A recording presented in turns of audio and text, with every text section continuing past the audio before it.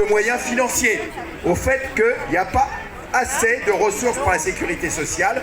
Et je vous donnais quelques chiffres, puisqu'on a eu avant-hier la certification des comptes de la sécurité sociale par la Cour des comptes, et on a eu quelques chiffres intéressants.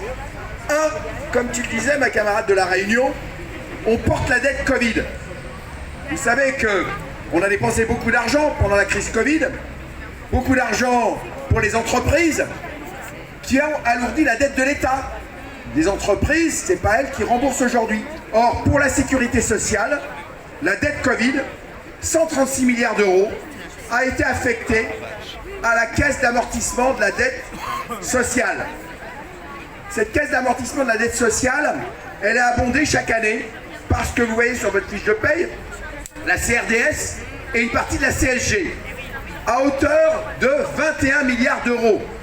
C'est-à-dire 2 fois le déficit global de la sécurité sociale. 2 fois. Et alors, comme il faut rembourser cette dette sociale, donc on affecte 21 milliards d'euros qui nous manquent au quotidien, dans nos budgets, et on rembourse sur ces 21 milliards, 18 milliards d'euros en capital et 2,8 milliards d'euros en intérêts. Donc les banques s'enrichissent du fait de cette dette de la sécurité sociale qui est illégitime, qui a été créée sciemment par le gouvernement. Et donc quand on nous dit qu'il n'y a pas d'argent, s'il y a de l'argent, intégralement par l'État, et qu'on arrête de la rembourser sur nos cotisations sociales, ce qui minore nos budgets, et c'est la raison pour laquelle on nous demande de nous serrer la ceinture en permanence. Et alors, je voudrais terminer parce que ça, on va vous dire oui c'est des chiffres, c'est compliqué. Mais pour nous soignants, ça a une incidence sur ce qu'est notre mission, c'est-à-dire soulager la souffrance des patients et essayer d'éviter qu'il y ait des morts évitables, puisqu'on parle de ça maintenant. Moi, je suis urgentiste, on parle de morts évitables aux urgences. Mais je vais terminer mon intervention avec un seul chiffre. Mes collègues de la Société française de néonatologie, vous voyez, des gens sérieux, ce qu'on appelle la société savante, et les réanimateurs, les réanimations néonatales, ils ont expliqué que du fait du manque de lits de réanimation, du fait qu'aujourd'hui même, alors que on manque de lits de réanimation, tous ne sont pas ouverts parce qu'on manque de personnel. Dans mon département, en Seine-Saint-Denis, qui a la plus forte natalité de France, des lits de néonatologie sont fermés à l'hôpital de Saint-Denis. Saint-Denis où on se tire les Jeux Olympiques. On n'est pas capable de prendre en charge correctement les nouveau-nés. Et le résultat, c'est quoi?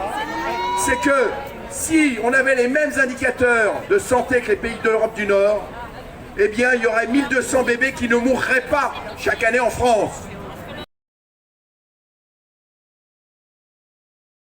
Personnel qui aujourd'hui, ce personnel dans les EHPAD est dans une cadence infernale en sous-effectif. Oui, effectivement, on n'est que des militants, mais là, on représente les salariés du public et les salariés du privé et les agents du public. Pourquoi? Parce que ces salariés, ces agents, eh ben, ils sont actuellement dans leur service, ils sont en sous-effectif, dans une cadence infernale. Sur la question des EHPAD, eh ben, c'est une sinistralité, c'est incroyable ce qui se passe. Eh ben, je peux vous dire ce qui se passe. Parce que moi je suis quelqu'un du terrain, je suis sur le terrain. Oui, effectivement je suis à la fédération, mais moi mon militantisme c'est sur le terrain et je vois la souffrance de ce personnel, je vois vraiment ce qui se passe et c'est terrible ce qui se passe. Et ben oui, et qu'est-ce qu'il y a derrière? Il y a un impact, et ben il y a un impact sur nos résidents. Oui, nos résidents sont en train de mourir, et ben à cause de qui? Et ben à cause de ce gouvernement qui donne pas des moyens nécessaires, pour nos EHPAD.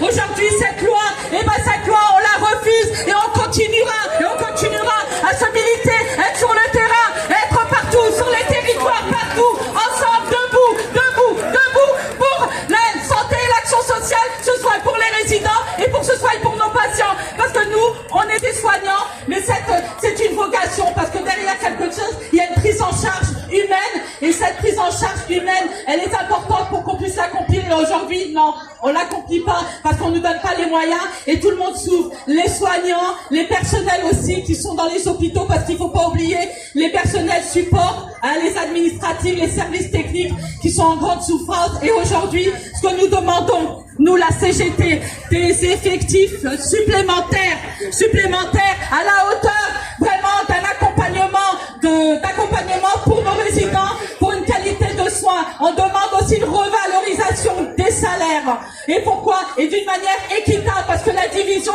il a su la faire, le gouvernement, avec la complicité de certaines directions. Et aussi, on demande l'arrêt de l'exploitation de ces agents de soins. Il n'y a pas de reconnaissance, il n'y a pas de formation. Et ben oui, aujourd'hui, c'est inadmissible ce qui se passe. C'est inadmissible à tous les niveaux. Donc aujourd'hui, on demande des vrais moyens. Et si ça continuera avec la CGT, et j'invite les autres organisations syndicales aussi de se lever avec nous et de dire stop à toute cette sinistralité et ce massacre qu'on fait de la casse publique. Réussir à redresser l'hôpital public, mais ça va pas être facile. Donc en tout cas, je vous remercie, et puis bon, à bientôt.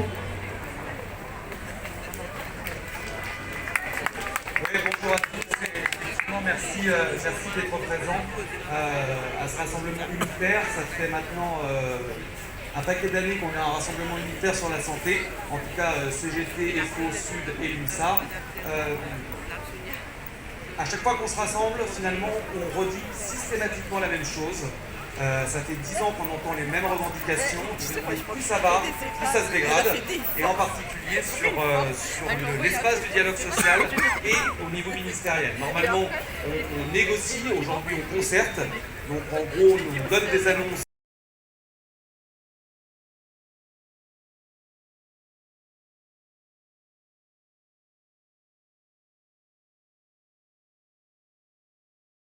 Aujourd'hui, les malades pourront plus soigner. Et il y a une autre statistique qui est intéressante. C'est que parmi les salariés, il faut savoir que 60% des salariés en France gagnent le SMIC, 10% de plus que le SMIC. C'est-à-dire que 60% des salariés et leurs familles ne pourront pas se soigner dans un modèle où la santé sera marchandisée. Et ça, il faut le dénoncer. L'hôpital public, les services publics, c'est le meilleur moyen de lutter contre les inégalités sociales. En France, nous sommes un pays parmi l'Europe, parmi les pays européens, le plus inégalitaire de toute l'Europe. Ce sont les services publics comme ça. La disparition des services publics, c'est ouvrir notre pays aux appétits du monde.